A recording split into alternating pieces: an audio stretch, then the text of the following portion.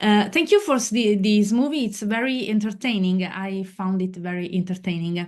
And this is not your first adaptation because you work with comic books too. What is the element that makes you say this adaptation can be done? It will be a good movie.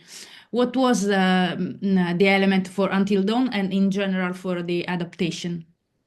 I mean, to me, it's just sort of the script. Like I don't really think too much about whether it's an adaptation or not. So, like with Until Dawn, uh, I love that it was a chance to do all these different types of horrors in one movie, and I did like that they didn't try to just recreate the game because the game was already like a good movie. Like it's almost like a 10-hour movie that you get to be a part of.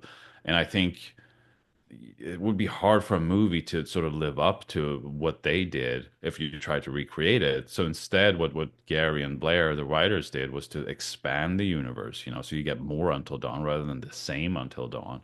So I was really on board with that. So and that this was a chance for me to go all out with horror and do like practical effects and monsters and blood and everything in one movie. Yeah, you are very fond of the horror movies. For sure. Um, well, which is the thing that interests you most in the horror? Yeah, I mean, to me, it's just one of the most fun genres because you can do so much, and it's like hard for me to know except because I've loved horror for so long since I was so little, so it's hard for me to pinpoint exactly what made me. I think it started out with just being something forbidden and kind of dangerous, and then I got hooked, and I love how fun horror can be, and it can be sort of bleak and dark and depressing as well.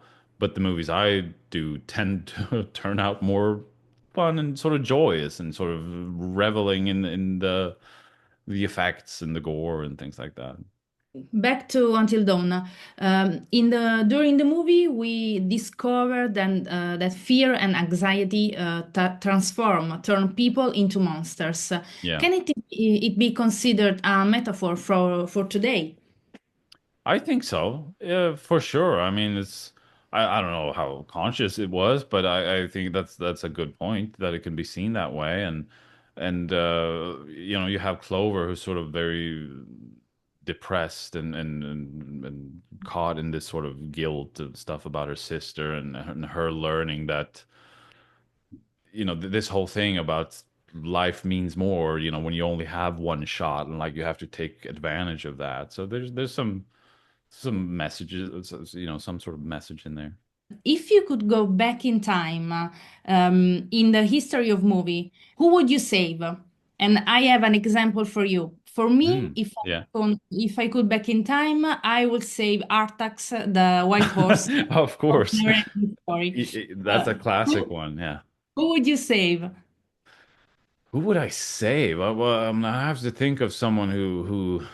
I mean, Dewey in the Scream franchise. I was very sad to see him die. I say also Jack Dawson from Titanic, I and don't know. maybe It wouldn't have been as great of a love story if he lived. What were they? They were gonna get married and then they're gonna get arguing and gonna get divorced. I mean, this way it was a perfect memory. okay, thank you very much, and thank you for this very entertaining movie. Well, thank you. It was great talking to you. Thank you.